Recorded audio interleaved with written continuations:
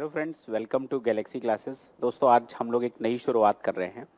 बूझो तो जाने के जो क्वेश्चंस डेली आपको फेसबुक पे, टेलीग्राम पे, इंस्टा पे या यूट्यूब कम्युनिटी पे मिलते हैं, अब से आपको उन सारे क्वेश्चंस का वीडियो सॉल्यूशंस भी मिल रहा होगा।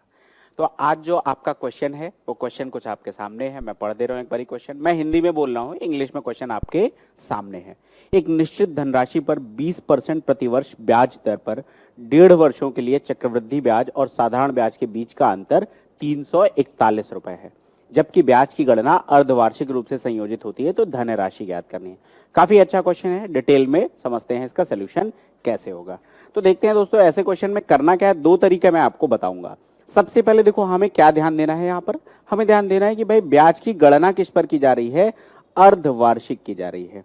ब्याज की गणना किस पर की जा रही है, अर्धवार्षिक की जा रही है। अगर ये अर्धवार्षिक की जा रही है, इसका मतलब जो प्रभावी ब्याज की दर होगी उसको हम क्या कर लेते हैं, ऐसे क्वेश्चन में आधी कर लेंगे।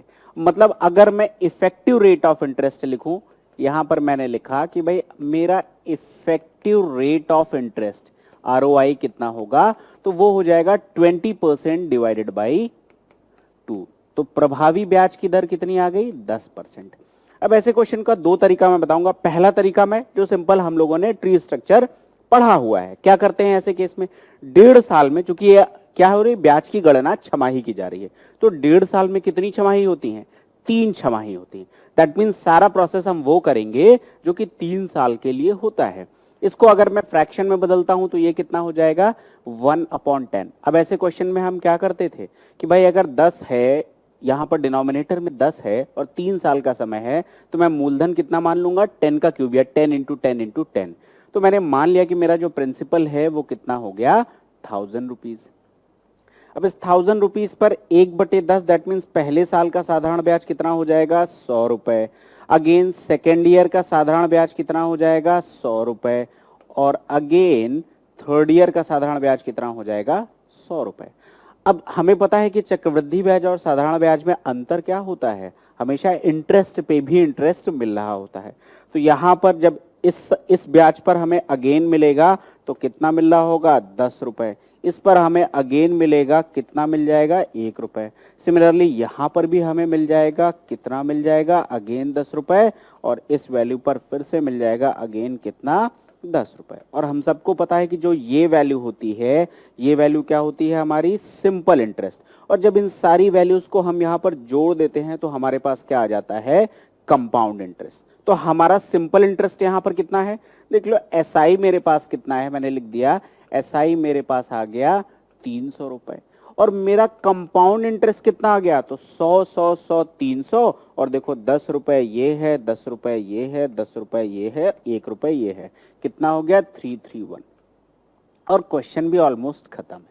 क्या करना है, देखो मुझे अंतर दे रखा है कि चक्रवृद्धि और साधारण ब्याज का अंतर है 341 रुपए, लेकिन मुझे यहां पर कितना अंतर दिख रहा है, मुझे अंतर दिख रहा है मात्र 31 का। तो मैं क्या कहूंगा यहां से कि ये जो 31 यूनिट का डिफरेंस है, इसका वास्तविक मान किसके बराबर है, 341 रुपए के। क्वेश्चन खत्म है। अगर 31 यूनिट बराबर 341 रुपए, मैं कहीं पर भी शॉर्ट में यहां पे लिख दे रहा हूं, थोड़ा सा रब करके, थोड़ा सा मैं यहां पर आपका ये वाला पार्ट रब कर दे रहा हूं।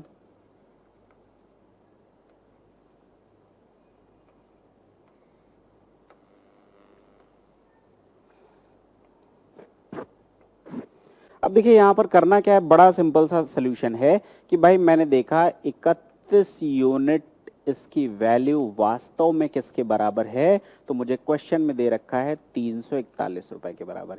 यहां से एक यूनिट क्लियरली दिख रहा है कि एक 11 टाइम्स, तो एक यूनिट बराबर किसके आ जाएगा, 11 रुपए के बराबर आ जाएगा। आपसे पूछा गया धनराशि कितनी है, तो ये 1000 रुपए है। दैट मीन्स इस 1000 यूनिट की वैल्यू कितनी आ जाएगी, 1000 इंटू में 11, दैट मीन्स मेरा आंसर कितना आ जाएगा, 11,000 रुपए। मेरा आंसर कितना आ जाएगा, 11,000 रुपीज। तो option number B is the correct answer of this question.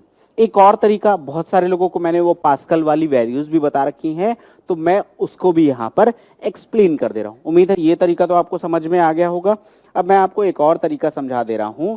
दूसरा तरीका क्या है हमारे पास, जरा हम समझते हैं। दूसरा तरीका हमारे पास मैंने क्या बताया था, अगर प्रिंसिपल नहीं भी पता है तो मुझे एक बात पता है कि ये अगर ब्याज कितना है 20%। तो इफेक्टिव अभी जस्ट मैंने निकाला था, कितना हो जाएगा 20/2, that means effective rate of interest कितना आ जाएगा 10%। 1.5 साल का समय है, ब्याज की गणना छमाही की जा रही है, तो अभी जस्ट जैसे निकाला कि मैं प्रिंसिपल मानूंगा कितना 1000, 10 का क्यूब, तो मैंने मान लिया कि मेरा प्रिंसिपल कितना आ गया, दैट इज 10 का क्यूब, दैट मीन्स 1000। और जो इफेक्टिव रेट ऑफ इंटरेस्ट है, इसको मैं शॉर्ट में लिख दे रहा हूं, इफेक्टिव आरओआई है वो कितना है 10%, दैट इज 1/10। अब हम क्या करते थे, जो दूसरा शॉर्टकट भी मैंने आपको पहले से बता रखा है, वो क्या हो जाएगा 1000 इंटू में 1/10, वैल्यू कितनी आ गई 100।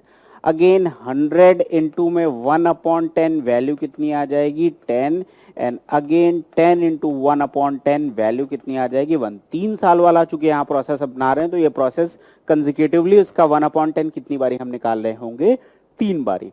अब 3 साल के क्वेश्चन में हम क्या करते थे, यहाँ पर 3 का मल्टीप्लीकेशन, यहाँ पर 3 का मल्टीप्लीकेशन, यहाँ पर 1 का मल्टीप्लीकेशन।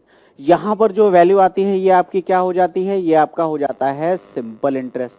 इसको छोड़कर जो कुछ भी बचता है वो आपका क्या हो जाता है, डिफरेंस आ जाता है। और अगर इन सबको जोड़ देता हूं तो अगेन देखो सेम वैल्यू रिपीट हो रही है, तो मुझे डिफरेंस अगेन कितना आ गया 31 यूनिट। सेम क्वेश्चन, 31 यूनिट बराबर 341, so 1 unit is equal to 11, and 1000 unit हमने प्रिंसिपल माना था, तो हमारा प्रिंसिपल कितना हो जाएगा 11,000 रुपए। तो ये दो तरीके हैं, जो सा तरीका आपको अच्छा लगे आप उसको फॉलो कर सकते हैं।